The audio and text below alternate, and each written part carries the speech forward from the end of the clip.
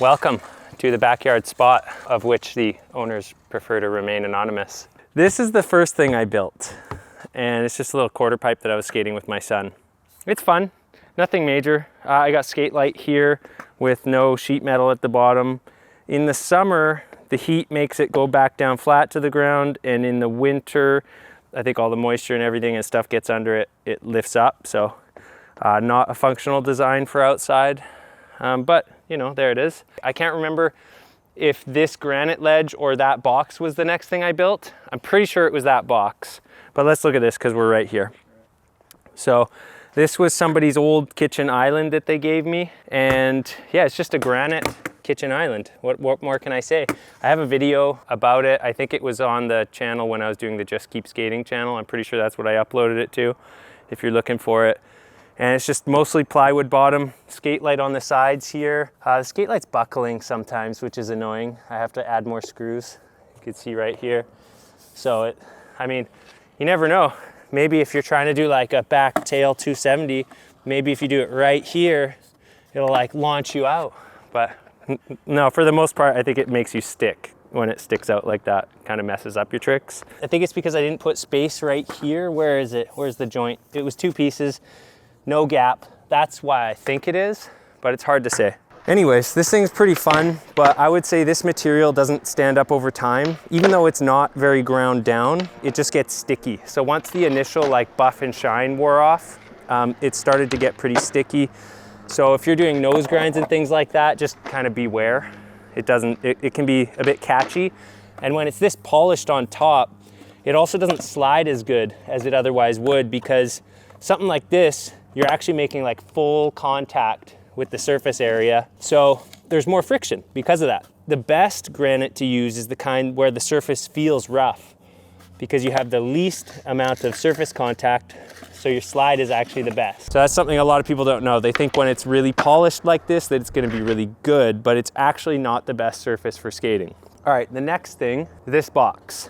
This box, I believe, is 10 feet long, and it's the perfect length to where if you mess up on one of your tricks, you get pitched and you fall off the side. So just so you guys know, if you don't want that to happen, make it longer than 10 feet. You need at least like 14 feet. I mean, who's gonna build a 14-foot wooden manual pad? But like if you do, yeah, you need it longer so you don't get pitched off the edge if you mess up right when you first do your trick.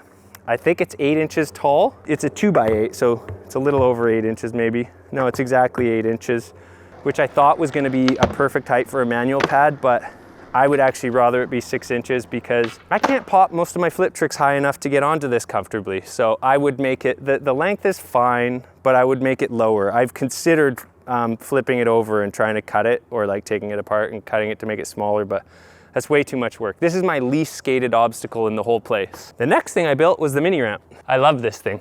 Okay, so people ask me about the dimensions for this all the time. It's 15 feet long, which is a decent length. The only reason I made it 15 feet was because there was people that were like, well, we might still want to play tennis in here. And so I was like, okay, I'll make it 1 foot shorter than 16. And then nobody's ever played tennis in here since. So I wish I had kept it 16 feet long, but it's still good. It is also 3.5 feet tall from the flat bottom. So from the deck, it's 3 feet tall with a 6-foot transition. The coping, your ideal amount for the coping to stick out can vary. On this, I think it's about 3/8 everywhere, which is really nice for the bottom here. About 3/8 to 1/2 inch is good for that perfect bonk. Once it gets bigger than 1/2 inch, it gets kind of hard. It starts to feel like big burly pool coping. Now I learned something new because I just built a mini ramp with Moses at Conan. He told me that if you want to do good Smith grinds, you actually have to have it higher on the top. So some people really don't like it when coping sticks out a lot up here because they feel like it kind of hangs up, which is true. But if you learn how to skate a ramp properly, it's actually better to have it sticking up a lot up here. So like 1/2 inch to even 5/8. That one we built, I was locking into really nice Smith grinds. My wheels weren't dragging me down as much. And it seems odd that making it stick up higher on the top would do that, but I think it did. I think he was right. Overall though, this ramp is a ton of fun. I was sure that one day I would have blunt fakies having a ramp to skate all the time. I'm still too chicken to do them. Okay, the next thing I built was this curb, which is, I believe, 16 feet long, 5.5 inches tall, and it has a 10-degree slope with a 3/8 radius. The slope was not quite enough for slappies to be easy. The more round, the less it will chunk and the easier it will be to get onto, because with the edge being this high up, you know, it's harder for your wheel to roll over. But if it was like a much rounder thing, the edge is actually down here. So when you go to slappy, it's easier to roll on, but then the lock isn't as good. So overall, this is pretty good, but I would have made the radius just a little bit rounder. So like 3/4 of an inch would probably be a perfect radius for a curb. Okay, next curb I built was one back here.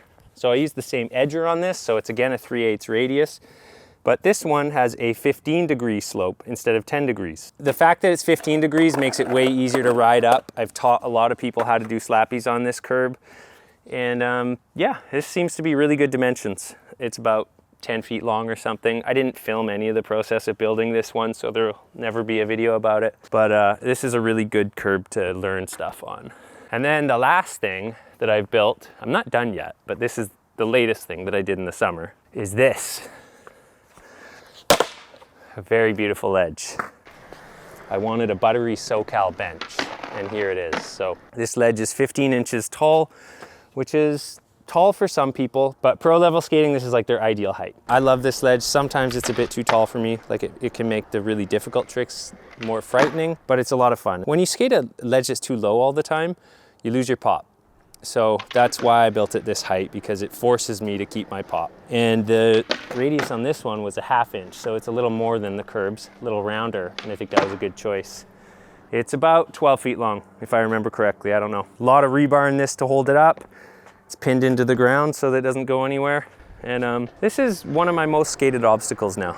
I would say the ramp, the curbs, and this are my most skated obstacles for sure. All the other ones I just kind of ignore. Yeah, this was a continuous pour. So it was all poured in one go, the whole form. I worked really hard to try not to have the wood be pinned in there, you know, like, because that's part of building a form is like, yeah, you can build a form to hold concrete, but can you take it apart after? So there was only a few pieces that were difficult to get out. Most of it came out pretty easily. I filmed the whole thing, and eventually I'm gonna get around to editing it. And yeah, there's more plans, but that's what I've got here for now. The ground's good here. Pops nicely. It's not too slick, not too grippy. Big cracks here and there. I fill them. And then every time it freezes, I'm pretty sure the water goes into the cracks, freezes, and opens them up more. And I'm pretty sure this tennis court grows by about 1 centimeter every year from the water freezing in the cracks. Yeah, that's it though.